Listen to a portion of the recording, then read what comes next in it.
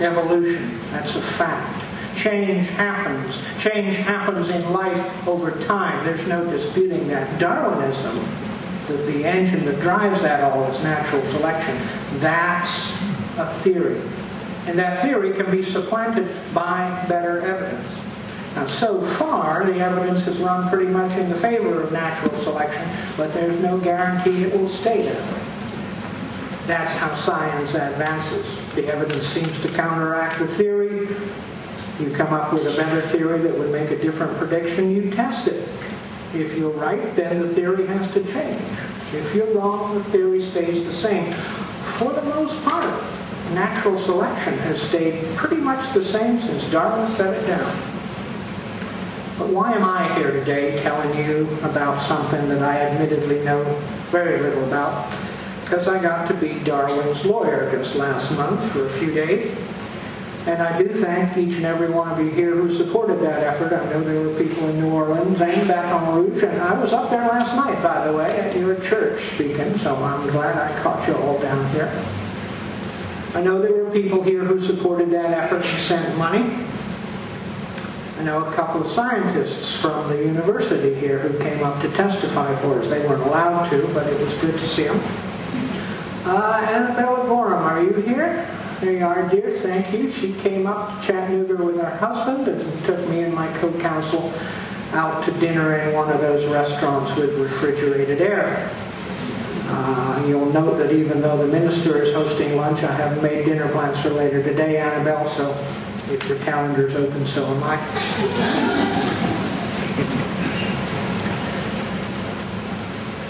I do want to thank you for your warm welcome here to Louisiana, especially to this city, because after my last visit here in 1919, which was the eve of Prohibition, you will remember, I was criticized by a member of this congregation for stating that I thought there was a lot of spiritual sustenance to be found in a glass of whiskey. The gentleman said that he appreciated my work on behalf of the downtrodden classes and the poor, but he despised my permissive attitude about demon rum and my cavalier approach to religion. I am back to tell the gentleman, if he is in attendance, that in the 6 years since he and his fellow prohibitionists have had their way, the crime rate related to bootlegging and rum running is up, and the quality of gin is decidedly down. There are these days, it is true, fewer drunks around, but that is because so many of them have died from drinking bathtub alcohol.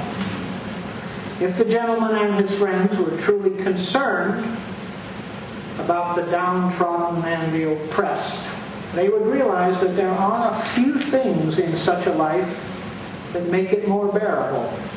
Among them are good music, good politics, good preaching, and occasionally good whiskey.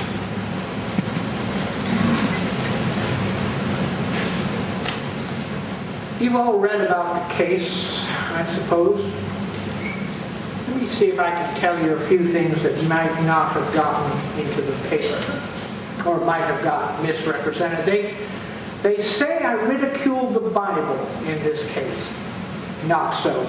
I revere the Bible as a good and decent book at times, the way I revere all books. You read them, you compare them to the way life actually is, and you make your decisions. I revere Charles Darwin's book just as much. I think it holds at least as much revealed truth as the Bible. But the trial in Tennessee was not about this book or that book. It was much more about how people read books. The trial was about being allowed to read books as you see fit. Now, you're all familiar with the issues. Sovereign state of Tennessee passed back in March a law that forbid the teaching of evolution. And in this case, Mr. Scopes was charged with unlawfully and willfully teaching certain theory or theories that denied the story of the divine creation of man as taught in the Bible, and did instead thereof. Now, this This is how you can tell they don't really have a leg to stand on when the language starts to get convoluted like that. They don't really have a point to make. You just got to make it sound good. And did teach instead thereof that man descended from a lower order of animals against the peace and dignity of the state. That's the law.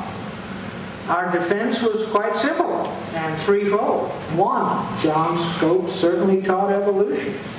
Two, he taught nothing therein that diminishes the story of the book of Genesis.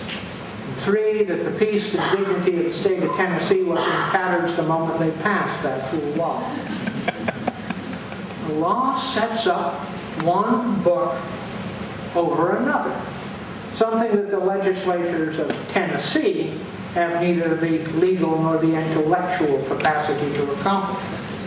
It sets up one interpretation of the Bible over all other interpretations. It sets up the fundamentalist interpretation over the modernist one. Maybe I'll just warm to this subject a little. Do a little actual preaching.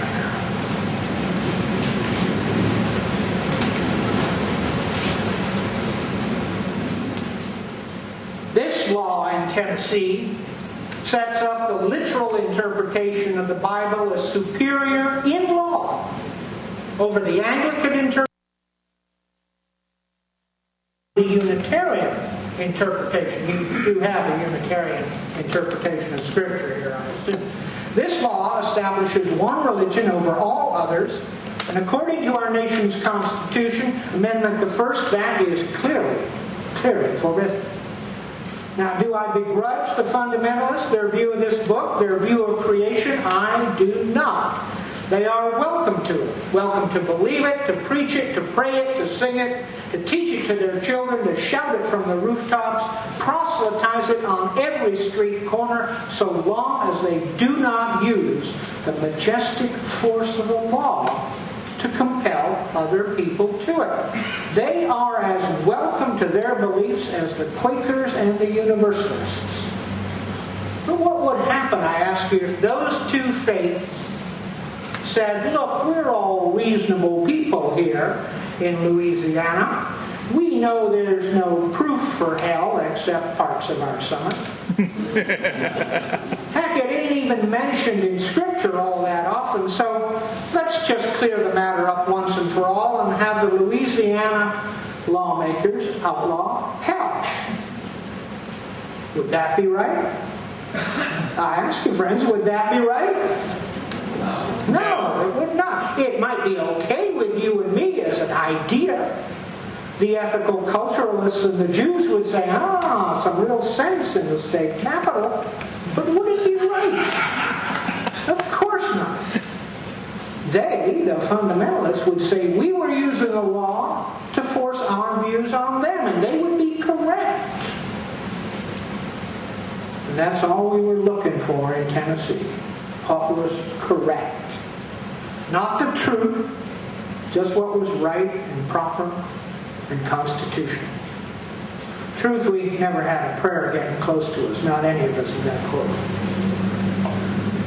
This here, of course, is a church and not a courtroom, so let me tell you, good folks, just a little about this notion of a literal Bible. It's been 100 years since any Bible scholar seriously asserted that every word of Scripture is supposed to be taken as truth. For a century, every theologian worth his salt has known that Scripture varies according to the version of it that you read. Those who could read it in the original languages will tell you that every interpretation makes changes to it. And what we know about the world changes how we look at Scripture. What we know about history changes how we look at Scripture. What we know about biology and archaeology changes what we know about Scripture and changes the message we're likely to get from it.